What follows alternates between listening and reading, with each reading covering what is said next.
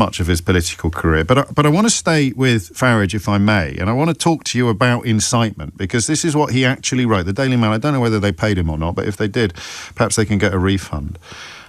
You're about to witness James O'Brien completely tear apart Nigel Farage, Trump's closest ally in Britain, using nothing but Farage's own words on free speech. It's one of those rare moments where the trap is set perfectly, and Farage walks right into it. Before we dive into the full breakdown, comment below where you're watching from. I'll be reading through and pinning the best comment. And don't forget to like and subscribe so you never miss the next takedown.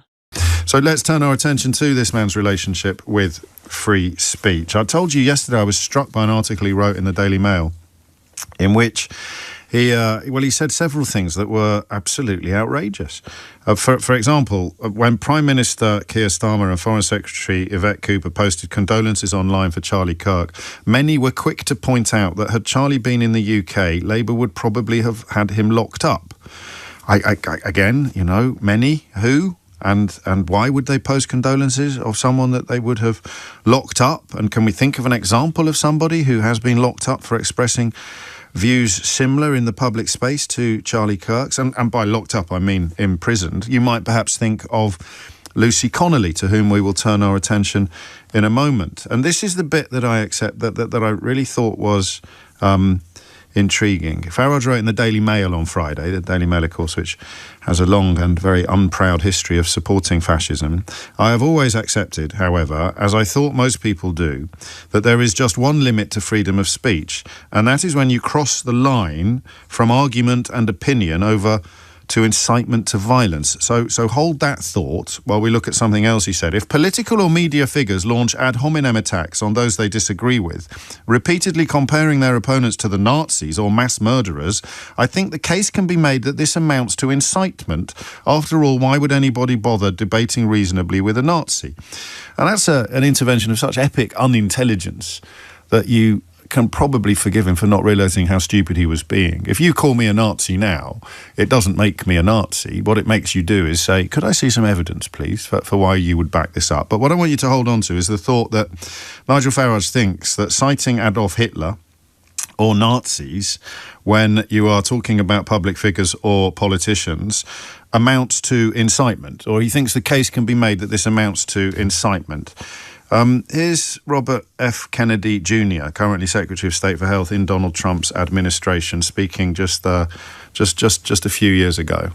You can see that every statement that Donald Trump makes is fear-based. No, we have to be fear of the Muslims. We have to be fear of the black people, and particularly the big black guy, Obama, who's destroying this country, who's making everybody miserable, and only one person has the genius and the capacity to solve these things. You know, he's not like Hitler. Hitler had like a plan. You know, Hitler was interested in policy. So Robert F. Kennedy there suggesting Donald Trump's a kind of Hitler without a plan. And here is the Vice President, J.D. Vance, speaking just a couple of years ago. You said, I'm a never Trump guy. Never liked him. Terrible candidate. Idiot if you voted for him. Might be America's Hitler. Might be a cynical a-hole. Cultural heroine. Noxious and reprehensible. Those are things that the left is going to come after you, and they're probably going to be put in ads should you be chosen as the VP pick. How do you deal with them now? Yeah, well, I think the simple answer is you've got to respect the American people enough to just level with them. Look, I was wrong about Donald Trump. I didn't think he was going to be a good president, Brett. He was a great president. Comparing him to Hitler, though. J.D. Vance, the Vice President, talking to Fox News' Brett Baer there, and making a comparison that Nigel Farage thinks amounts to incitement. So I don't know why the Fox News host is saying that the left will be coming after J.D. Vance, when Nigel Farage is no doubt going to be issuing a very, very strong condemnation of both of these comparisons by Robert F. Kennedy Jr. and indeed by J.D. Vance, by mentioning Hitler in the context of discussing Donald Trump. The other element that is frankly remarkable is the claim that J.D. Vance made in the clip that Simon played to us about making personal attacks on people, which is essentially all that Donald Trump did for much of his political career. But I want to stay with Farage, if I may, and I want to talk to you about incitement, because this is what he actually wrote. The Daily Mail, I don't know whether they paid him or not, but if they did, perhaps they can get a refund. I have always accepted, however, as I thought most people do, that there is just one limit to freedom of speech, and that is when you cross the line from argument and opinion over to incitement to violence. You'll be familiar, of course, with Lucy Connolly. Here is a form that she signed in the presence of her lawyer before pleading guilty to the crimes for which she was imprisoned. And this cropped up, if anyone could be bothered to read it, in her appeal against the original sentence. I, Lucy Connolly, confirm that I do not wish to enter a basis of plea, and I understand that this means I am conceding that at the point I published the tweet, I intended to incite as per the Category 1 feature. I do this as I do not believe I will be successful at a Newton hearing, and I do not want to risk my credit. This is my decision under no pressure from anyone else. I know, therefore, that this would be a Category 1A offence with a starting point of 3 years imprisonment. I mean, I don't know the last time you signed a document saying, I confirm that I published the tweet, that when I published the tweet, I intended to incite as per the category.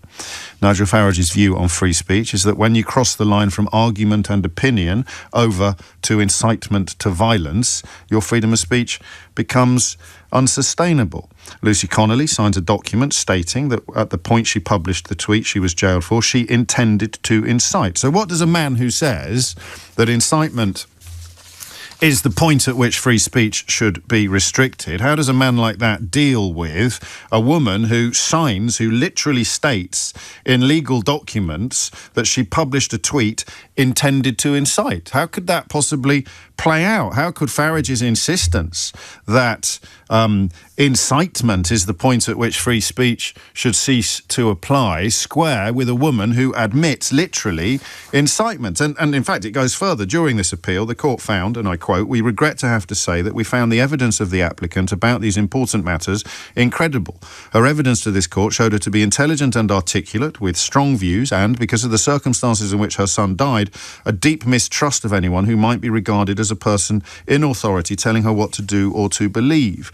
Given her personal circumstances at the time of her arrest and her understandable concern for her daughter, any reference to a prison sentence, let alone a sentence based on a starting point of 3 years, must have caused her great anxiety. In those circumstances, we are quite unable to accept that she signed the endorsement without any understanding of its references to the culpability factor or the starting point. We are also unable to accept her state of ignorance in that regard continued throughout further conferences with Mr. Muir, or that she entered her guilty plea with no understanding of what it entailed.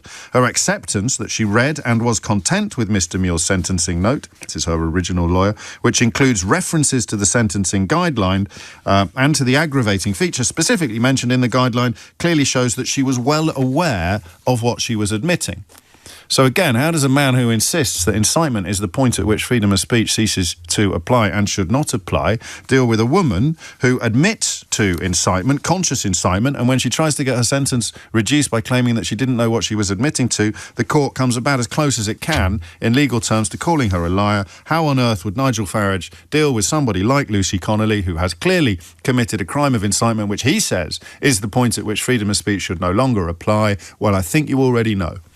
She's a wonderful mum, wife, beloved childminder, little kids from every corner of the earth she's taken wonderful care of. So I am, of course, referring to Britain's favourite political prisoner. Ladies and gentlemen, please give the warmest of welcomes to Lucy Connolly.